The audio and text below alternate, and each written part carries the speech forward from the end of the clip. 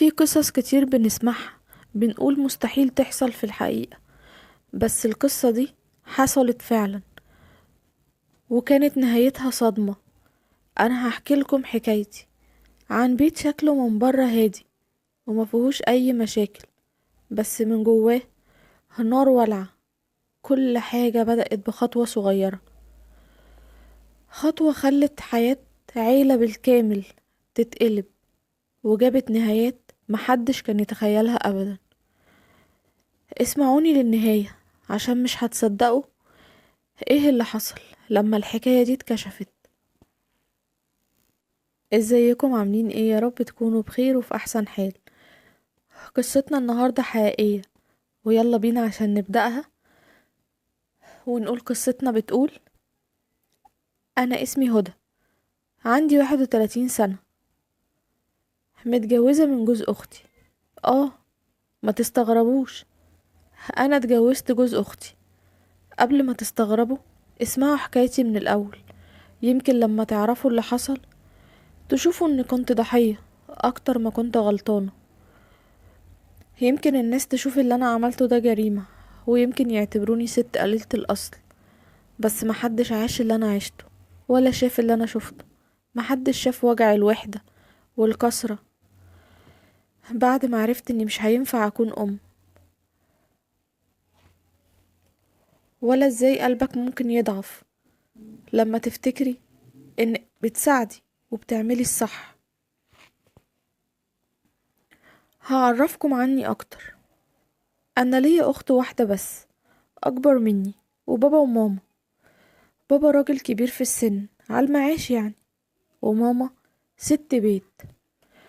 ماما كان كل هدفهم في الحياة هي وبابا انهم يعلموني انا واختي احسن تعليم ويخلونا مش ناقصنا اي حاجة.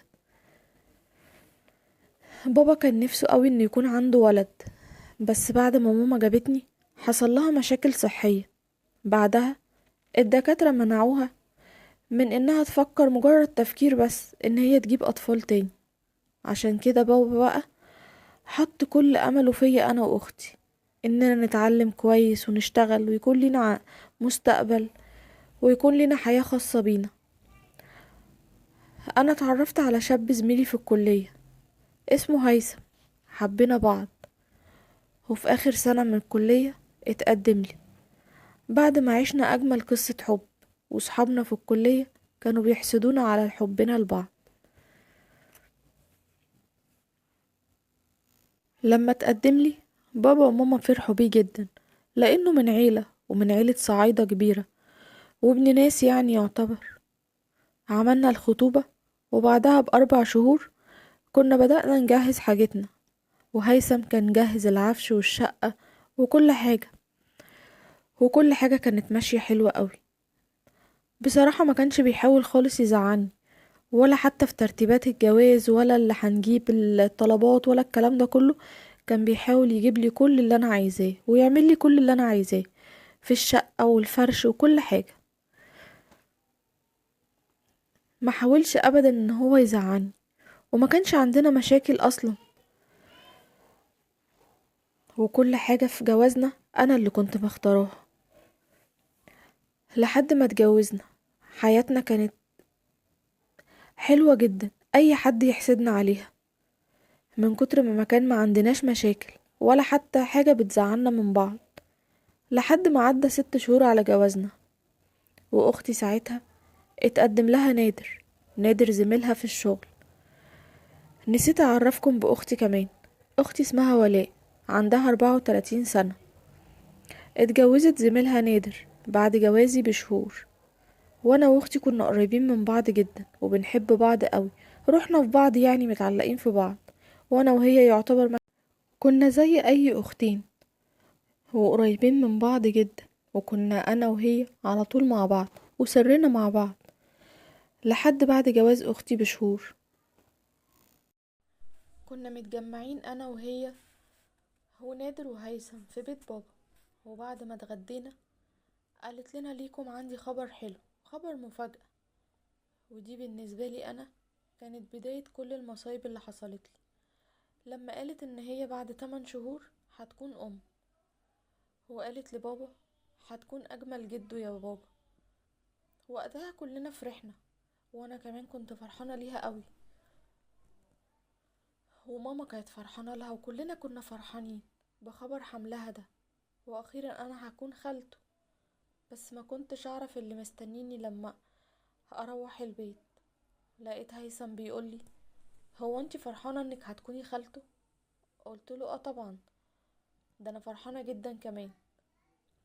ده ابنها او بنتها هيكونوا ابني او بنتي. لقيته واحد تاني وشه اتغير وتحول كده بقى واحد تاني، انا معرفوش اصلا. لقيته صدمني بكلامه، بيقولي: طيب مش لما تكوني هتكوني تفرحي اكتر وهتكوني مبسوطة اكتر من كده؟ وقتها سكت بحزن كده وكسرة. لقيته بيلمح لحاجة هي بإيد ربنا مش بإيدي أنا. قال لي: ردي عليا، وكأنه مصمم ان هو يتكلم في الموضوع ده. قلت له: اه طبعا هفرح. قال لي: طيب انتي حتى ما فكرتيش ان انتي تهتمي ان انتي تروحي للدكتورة، وناسية نفسك وناسية ان احنا بقالنا سنة متجوزين؟ قلت له: عادي على فكرة، في بيقعدوا سنين، دي حاجة بتاعت ربنا، اكيد انا وانت ملناش اي يد فيها. ربنا لما بيريد شيء بيقول له كن فيكون، ودي حاجة مش بايدينا. هو قلت له كله في ميعاده. لقيته متعصب وكأنه خبر ولاء اختي دوت جه على دماغي انا، وكان السبب في كل حاجة هتحصل لي. ولقيته بيقولي: انا عاوز اطمن انا كمان، ونروح للدكتورة، اظن ان ده حقي، ان احنا نعرف حتى سبب التأخير ده منين. قلت له: خلاص نروح دكتور، فين المشكلة؟ انت يعني كنت مستني خبر ولاء عشان تنكد عليا؟ قال لي: وايه النكد في اللي انا بقوله؟ هو الموضوع جه بالصدفة مش اكتر، وانت عارفة ان انا صعيدي، والصعايدة بيبقوا عايزين عيال كتير واطفال كتير، عزوة يعني، وانا بيتهيألي ان انا صبرت كتير قوي كده. قال لي: هو انا ليه حاسس ان انتي خايفة من حاجة؟ قلت له: اخاف من ايه؟ ايه اللي يخوفني؟ التأخير ده بايد ربنا مش بايدي انا. قلت له: عموما انا ما عنديش مشكلة ان احنا نروح لدكتورة، خلاص شوف لنا دكتورة ونروح. توقعت مثلا وقتها انه يعدي اسبوع ولا اكتر عبال ما يشوف دكتورة ويسأل ويدور. لا، ده انا لقيته تاني يوم صحيت على صوته وهو بيتكلم في التليفون، ولما حاولت اركز لقيته بيكلم مامته.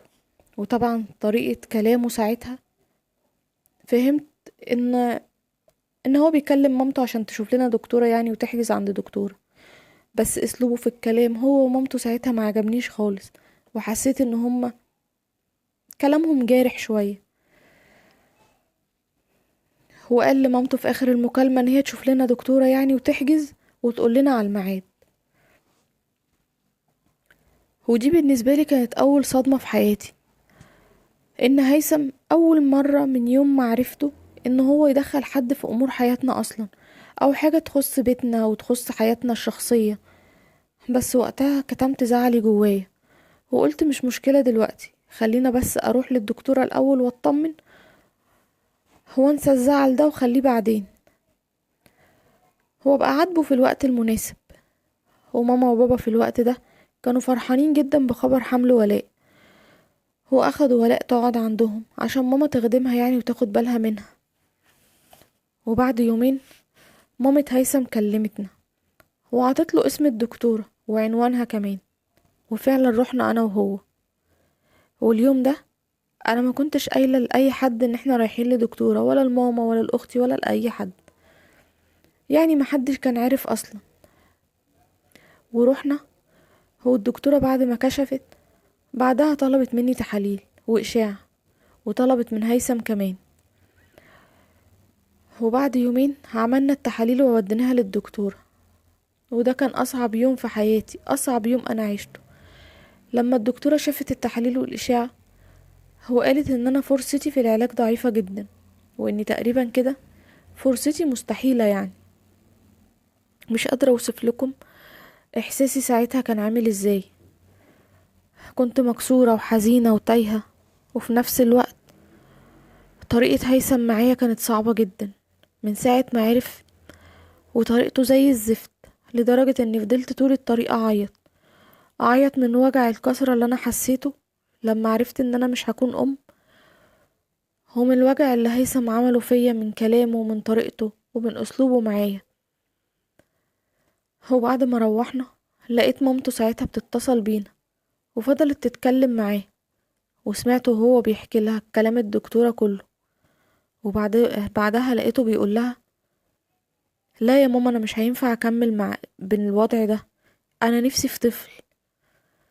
انا سمعت الكلمة دي ساعتها واكنه الشخص ده انا ما اعرفهوش ولا حبيته ولا حبني. قفلت عليا وفضلت اعيط وانهارت طبعا. وبعدها خرجت له وقلت له: بقولك ايه، انا اهم حاجة عندي كرامتي. هو انت جيت على كرامتي جامد. قلت له: انا عاوزاك تطلقني. قال لي: طلاق ايه؟ انا مش هطلقك. ساعتها فضلت مصممة على كلمة الطلاق، وان انا فعلا عايزة انفصل عنه، مش عاوزة اعيش معاه تاني. حسيت ان انا اتجرحت منه جرح جامد، ومش هينفع اكمل بالطريقة دي كله الا كرامتي. وفضلت مصممة فعلا على الطلاق. وساعتها كلمت ماما تجيلي، وجات لي فعلا ماما في نفس اليوم، وجابت معاها بابا وجوز ولاء اختي وولاء. وهو لما لقى اهلي جم، طبعا عشان صعيدي بقى وكرامته والكلام ده، اتصل باهله جابهم. وساعتها انا كنت في حالة غير حالتي الطبيعية، ما كنتش قادرة اسيطر على نفسي ولا على عصبيتي، خصوصا لما عاملني المعاملة الصعبة دي بعد ما خرجنا من عند الدكتور. وانا المفروض كنت في اصعب وقت انا محتاجة حنية ومحتاجة احتواء فيه، لما اكتشفت يعني مشكلة حملي المشكلة اللي عندي مشكلة كبيرة، واني هتحرم من اني اكون ام. وقدام اهله واهلي طلبت منه الطلاق تاني. وهو طبعا انا قلتلكم انه صعيدي، يعني كارثة بالنسبة له اني اتعامل معاه بالشكل ده قدام حد. وطبعا ما كانش قدامي اي حلول تانية، وفعلا طلقني. وساعتها لمينا حاجتي ورجعت بيت بأهلي. وبابا قال هنبقى نخلص بقية الإجراءات بعدين. بس ساعتها مش عارفة اوصف لكم احساسي كان عامل ازاي. كنت مكسورة قوي وحاسة ان انا وحيدة، رغم ان اهلي كلهم كانوا حواليا، وماما ما كانتش سايباني ابدا، وكانت بتهون عليا كتير. بس الكسرة كانت صعبة قوي، واحساس الظلم اصعب بكتير، وان فعلا انا كنت حاسة ان انا اتظلمت في حاجة انا ماليش يد فيها. دي هي حاجة بتاعت ربنا، مش بتاعتي انا ولا بتاعت حد. الجرح جوايا كان صعب قوي، ما كنتش قادرة اتخطى احساس ان انا مش هكون ام. هو احساس ان انا جوزي حاسبني على حاجة هي بايد ربنا مش بايدي انا، وما صبرش حتى عليا، او حتى ما حاولش ان هو يتعامل بعقل وحكمة في الامور اللي زي دي. كان المفروض يسمعني كلمتين يدوني امل، لان انا اللي موجوعة اكتر منك، انت الحمد لله سليم، انا المشكلة فيا انا. فده المفروض اللي انا كنت اسمعه منه واحسه منه. بس للأسف هو اتعامل معايا بطريقة وحشة جدا، كأن انا السبب في كل ده. في الوقت ده اختي كانت محتوياني جدا، وكانت على طول بتيجي تقعد عندنا وتقعد معايا عشان تهون عليا، وكانت بتاخدني ونخرج انا وهي وجوزها ونتفسح. انا كنت فاهمة ان هي بتحاول تخرجني من اللي انا فيه وتعوضني الجرح اللي جوايا، لحد ما جه ميعاد ولادتها وجابت ولد زي القمر اسمه ياسين. ده بقى اللي اول ما شفته عوضني عن كل حاجة مكسورة جوايا. كنت من بعد طلاقي ثقتي في نفسي قلت جدا، وبقيت مكسورة ومطفية طول الوقت. عشان كده ماما طلبت مني ان انا ساعتها ادور على شغل واشتغل واشغل وقتي. بس الوقت ده اختي كانت دايما بتكلمني عشان عاوزاني اروح اقعد مع ياسين واخد بالي منه، يا اما هي في الوقت ده بتجيلنا كتير قوي. وطبعا اليوم كله بيضيع مع ياسين والطلبات والزن، وكان سنه صغير لسه مولود يعتبر. لحد ما ياسين كبر شوية ماما ساعتها طلبت من نادر ان هو يشوف لي شغل، وقالت له ان هي عاوزاني اشتغل في مكان كويس وفي نفس الوقت تبقى مطمنة عليا. وقالت له انت عارف يا ابني، احنا ما عندناش ولاد صبيان، وانت ربنا عوضنا بيك انك تكون ابننا. وفعلا ده حقيقي، بابا وماما كانوا بيحبوا نادر جدا وبيتعاملوا معاه دايما على انه ابنهم، وبيعتمدوا عليه في حاجات كتيرة قوي. وبعدها بحوالي اسبوع نادر جاب لي شغل حلو قوي في سنترال كبير، ومرتبه كمان حلو جدا. في الوقت ده اختي كانت بتقعد عندنا دايما بابنها، ونادر بقى كان بياخدنا يخرجنا انا وهي وياسين، وساعات ماما كانت بتنزل معانا، وطبعا بابا نادرا جدا لما بينزل معانا. كنت فاهمة وعارفة ان هما بيحاولوا يخرجوني من حالتي النفسية اللي انا فيها، وكمان كانوا شايفين ان انا متعلقة بياسين قوي، فطول الوقت كانوا بيخلوا ياسين معايا ويخلوه قريب مني قوي على قد ما يقدروا، عشان خاطر يعني اعدي الفترة الصعبة اللي انا فيها دي. لحد ما جت فترة كده كان فيها اجازات رسمية كتير كذا يوم ورا بعض. لقيت ولاء ساعتها بتكلمني وبتقولي احنا نادر حجز لنا رحلة وهنقضي الاجازة مع بعض، وعلى فكرة هو عمل حسابك معانا. قلت له لا لا لا، انا ماليش في الرحلات والكلام ده، وانا اصلا ماليش مزاج اخرج. انا ما صدقت ان الاجازة دي كذا يوم ورا بعض، انا محتاجة اقعد في البيت شوية ارتاح، وفي نفس الوقت اساعد ماما، عشان انا ايام الشغل مش بعمل حاجة مع ماما خالص ولا بساعدها في اي حاجة. فهي فرصة الاجازة جت عشان انا اقدر اريحها، هي بقى تقعد وانا اعمل اللي في البيت كله. وفضلت مصممة، قالت لي لا، انا عايزاكي تيجي معايا الرحلة دي، انتي عارفة ان ياسين متعلق بيكي، وكمان انا برتاح شوية مثلا انام وهو بيبقى قاعد معاكي، لكن انا لو رحت لوحدي هحتاس بياسين ومش هبقى عارفة اعمل ايه، وبصراحة الرحلة هيبقى دمها تقيل قوي، هيبقى ملهاش لازمة كمان. قفلنا مع بعض ساعتها التليفون، هو ما كملت الساعة لقيتها جت البيت، ولقيتها بتقول لماما وبابا، وقالت لهم ان هي مصممة ان هي تاخدني معاها وان انا مش موافقة. وساعتها لقيت بابا وماما مصممين ان انا اجهز شنطتي واسافر معاهم واغير جو. ماما فضلت تقولي احنا ما صدقنا رحلة زي كده تطلعيها، تغيري جو وتفكي عن نفسك، هتفضلي قاعدة كده وحابسة نفسك لغاية امتى وقافلة على نفسك؟ انا عايزاكي تنسي اللي فات كله بالحلو وبالوحش اللي فيه. قلت لها انسى ايه يا ماما؟ انا كده ولا كده انا مش قادرة انسى، بس انسى ايه؟ انسى جوازة فشلت فيها بسبب حاجة مش بايدي، هي حاجة بايد ربنا؟ انسى ايه بس يا ماما؟ انتوا محدش فيكوا حاسس الجرح اللي جوايا عامل ازاي. ماما ساعتها قالت لي والله يا بنتي حاسه بيكي، وعشان كده عايزاكي تخرجي وتتفسحي وتعيشي حياتك وتعيشي سنك، وما تقفليش على نفسك بالشكل ده، وهي فرصه وجاتلك رحله اهي مع اختك وجوز اختك وابن اختك، ابن اختك اللي انتي متعلقه بيه. روحي وغيري جو معاهم وخلي ياسين معاكي وهتتبسطي انتي مع ياسين، وان شاء الله هترجعي من الرحله دي كويسه ومبسوطه. ما كنتش مرتاحه وما كنتش عاوزه اروح، ولا كنت حابه اصلا، وما اعرفش ليه قلبي كان مش مرتاح. بس لما لقيت بابا كمان مصمم، هو بيقولولي عشان خاطر ياسين وجابوها في ياسين، وانتوا عارفين بقى انا متعلقة بياسين قوي. قلت لهم خلاص، طب سيبوا ياسين معايا هنا وسافروا انتوا. فضلوا يقولولي لا برضو احنا عاوزينك تغيري جو ويقنعوا فيا. وفي الاخر هو فقت، ودخلت فعلا جهزت شنطتي، وهم روحوا بقى على بيتهم وقالولي ان هم هيعدوا عليا بالليل اكون جاهزة هنسافروا على طول.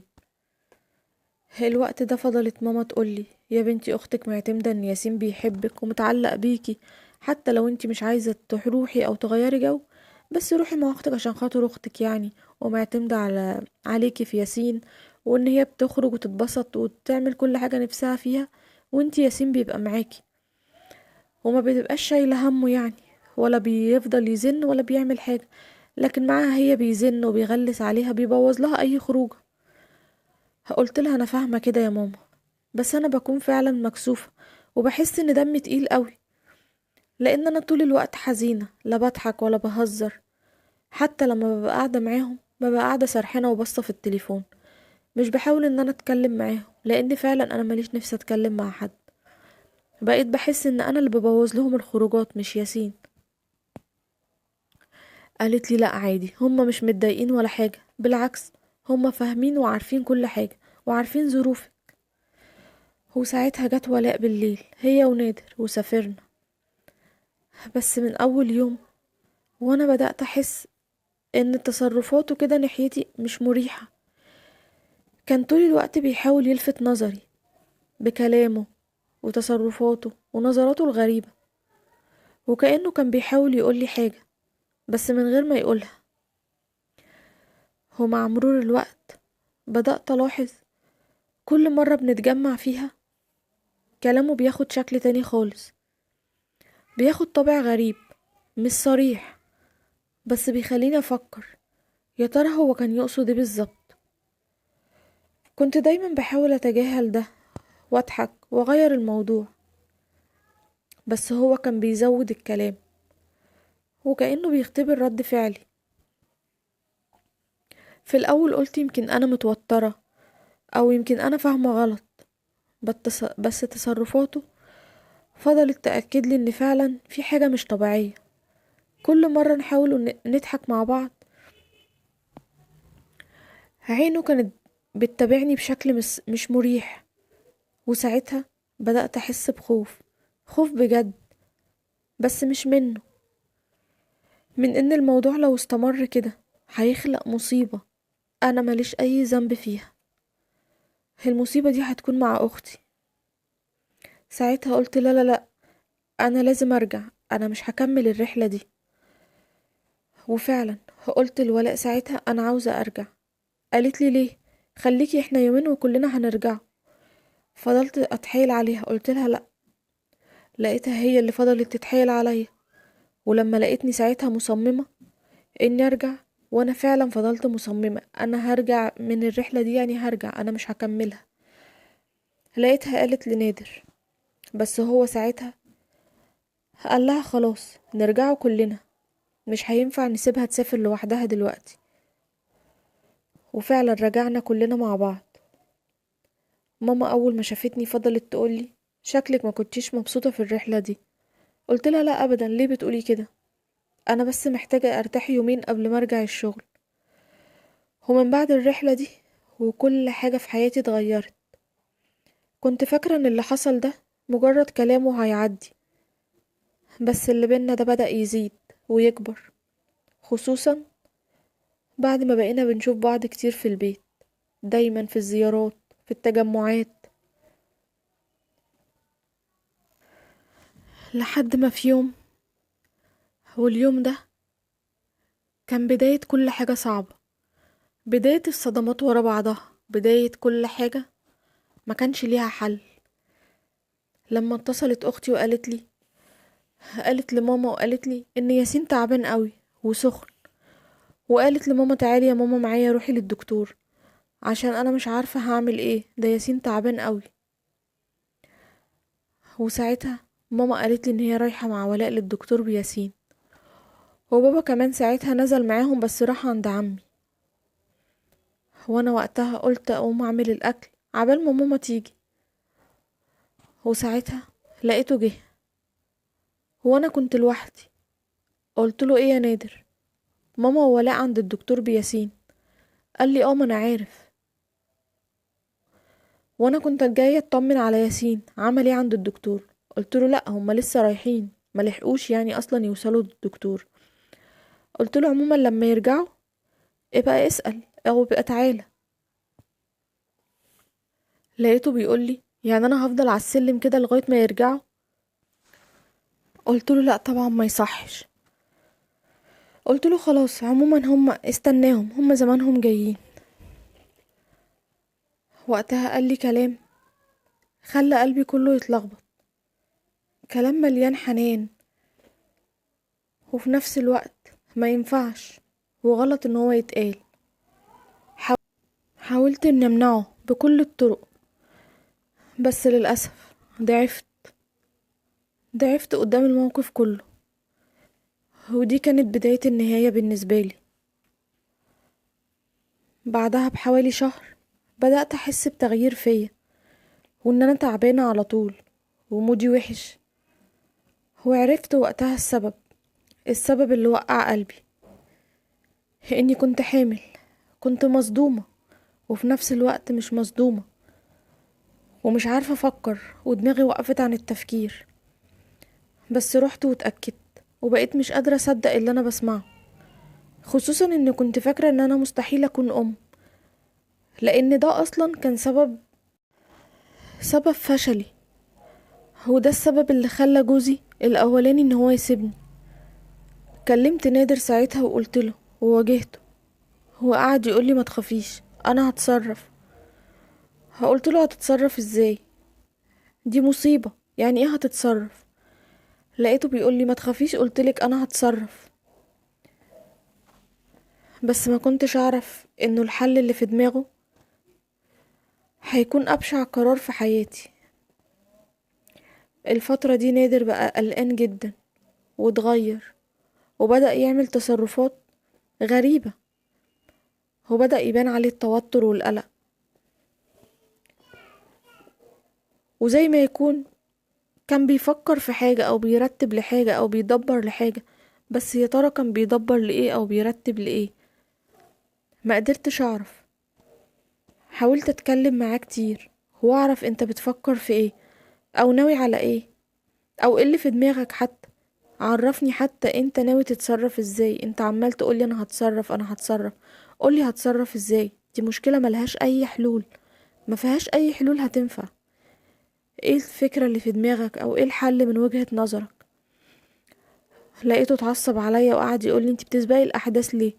انا قلتلك هتصرف، مش مجبر ان انا احكيلك كل حاجة ناوي اعملها او كل حاجة بفكر فيها. قلتله انت بتتعصب عليا كده ليه؟ احنا في مصيبة دلوقتي، نفكر في حلها ولا تتعصب عليا؟ لقيته بيقولي وانت عمالة تزني كتير، تزني في نفس الكلمتين مفيش غيرهم، بقالك اسبوع بتعيدي وتزيدي فيهم، مفيش اي كلام تاني. خلاص اقفلي الموضوع لغاية ما انا اتصرف، وساعتها انا هاجي اقولك انا لقيت الحل. غير كده ما تتكلميش في الموضوع تاني، واصبري لغاية ما انا اقولك هعمل ايه. محدش كان متوقع ولا متصور ان الحل من وجهة نظر نادر يهد بيوت بالشكل ده، ويدمر بيوت، ويدمر عيلة بالكامل. وعشان تعرفوا الحل اللي كان من وجهة نظر نادر، الحل اللي كان كله انتقام، استنوني في الجزء التاني من القصة عشان تعرفوا ايه اللي حصل بالظبط، والتفاصيل كلها هتكون موجودة في الجزء التاني، والجزء التاني هيكون اقوى من الجزء ده. ودلوقتي ما تنسوش دعمكم اللي بيفرق معايا جدا. الناس اللي بتحب حكايات شيقة ما تنسوش اللايك وسبسكرايب للقناة، وتشيروا الفيديوهات مع اصدقائكم وحبايبكم عشان قناتكم تكبر بيكم، وناخد العبرة والعظة من كل قصة ومن كل فيديو بنقوله. واشوفكم على خير في فيديو جديد وقصة جديدة والجزء التاني. باي باي.